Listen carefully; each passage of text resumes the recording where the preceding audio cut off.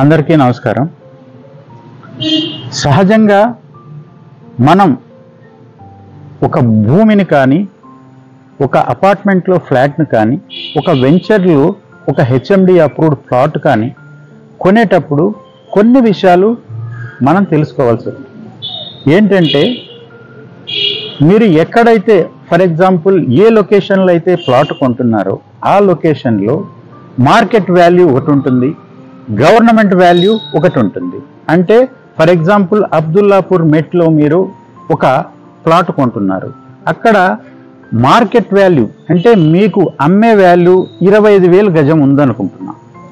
ఆ అబ్దుల్లాపూర్ మెట్ రిజిస్టర్ ఆఫీసులో ఆ సంబంధించి ఆ ప్రాంతానికి సంబంధించి వాల్యూ అక్కడ 5,000 లేదో 6,000 గజానికి ఉంటుంది. అది గవర్నమెంట్ వాల్యూ. ఆ వాల్యూ అనేది సంబంధిత రిజిస్టర్ ఆఫీస్లో బోర్డు మీద రాసి ఉంటుంది. ఈ ప్రాంతంలో ఈ సర్వే నంబర్లో గజానికి గవర్నమెంట్ రేటు ఇంత ఉంటుందని. అని మనం కొనే వాల్యూని మార్కెట్ వాల్యూ అంటాము.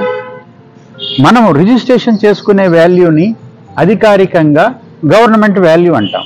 అయితే టోటల్ తెలంగాణ ప్రాంతంలో ఇంక్లూడింగ్ హైదరాబాద్ గవర్నమెంట్ వాల్యూకి అలాగే మార్కెట్ వాల్యూకి చాలా తేడా ఉందని తెలంగాణ సర్కార్ భావిస్తుంది. అంటే ఫర్ ఎగ్జాంపుల్ ఒక చోట 25,000 రూపాయలు గజం ఉండే చోట 5,000కే రిజిస్ట్రేషన్ చేసుకోవడం జరుగుతుంది. ఆ 5,000 రూపాయల చొప్పునే గవర్నమెంట్కి స్టాంప్ డ్యూటీ రూపంలో చెల్లించడం జరుగుతుంది.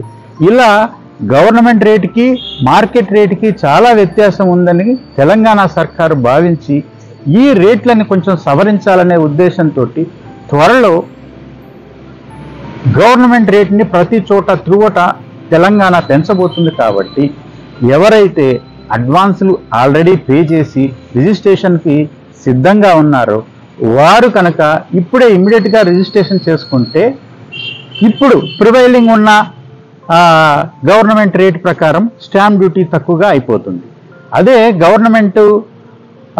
గవర్నమెంట్ వాల్యూని పెంచినట్లయితే స్టాంప్ డ్యూటీ పెరిగి మీకు టోటల్ ఓవరాల్ ప్లాట్ కాస్ట్లో ఎక్కువ అవుతుంది. కాబట్టి 50,000 60,000 ఎంత పెరిగినా ఒక ప్లాట్ కొనేటప్పుడు కానీ ఒక అపార్ట్మెంట్ కొనేటప్పుడు కానీ ఎక్కువ కాకుండా ఉండాలంటే తక్షణం మీరు రిజిస్ట్రేషన్ చేసుకున్నట్లయితే ఉన్న వాల్యూలో మీరు